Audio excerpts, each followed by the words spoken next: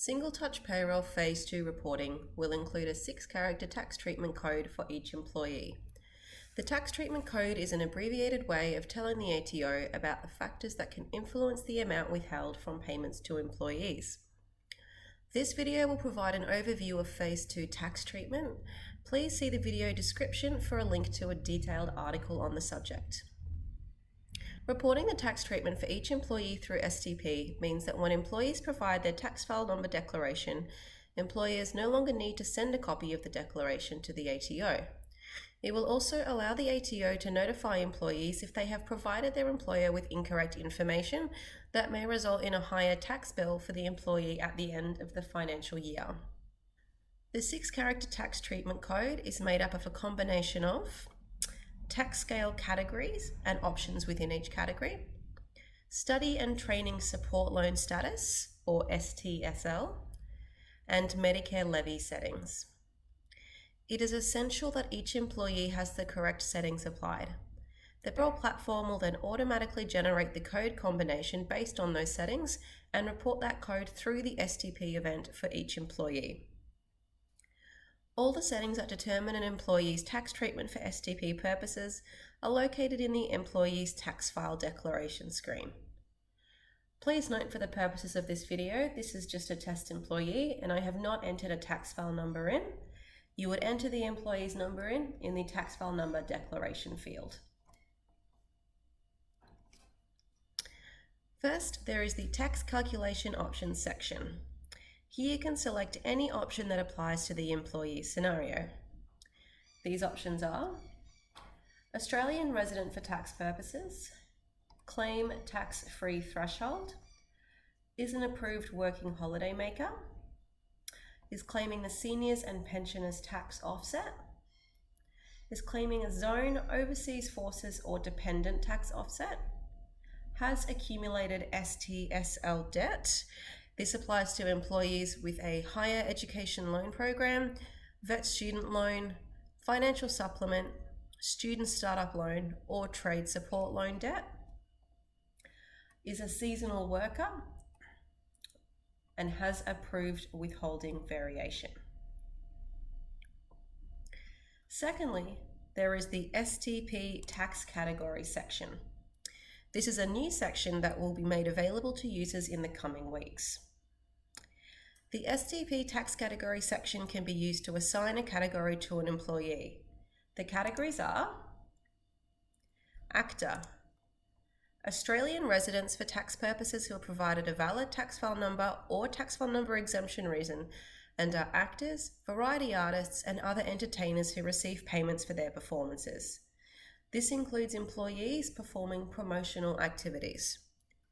Employees classified in this tax scale category have a specific tax table that is currently not catered for in the payroll platform.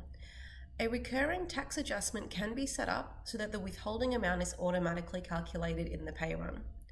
If selecting this option, you will be required to select a subcategory that reflects the employee scenario.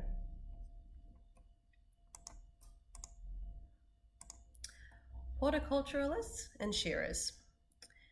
This category applies to employees working for a continuous period not exceeding 6 months in any horticultural process associated with the production, cultivation, or harvest of a horticultural crop, or in the shearing industry, such as shearers, crutchers, wool classers, cooks, shed hands, and pressers that have provided a valid tax file number or tax file number exemption reason. It includes foreign residents but excludes working holiday makers or seasonal worker program employees. Employees classified in this tax class category have a specific tax table that is currently not catered for in the payroll platform. A recurring tax adjustment can be set up so that the withholding amount is automatically calculated. If selecting this option, you will be required to select a subcategory that reflects the employee scenario. Seniors and pensioners.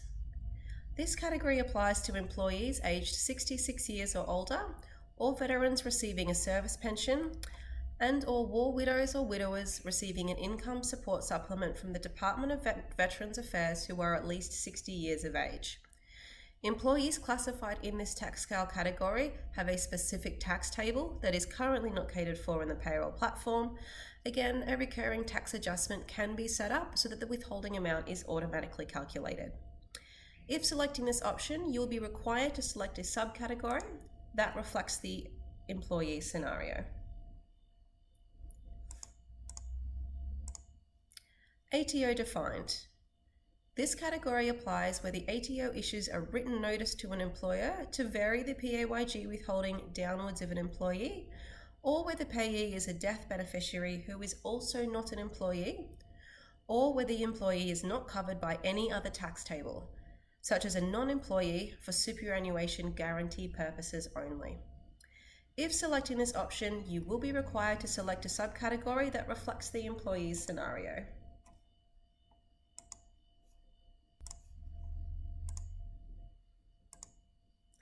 Daily casuals.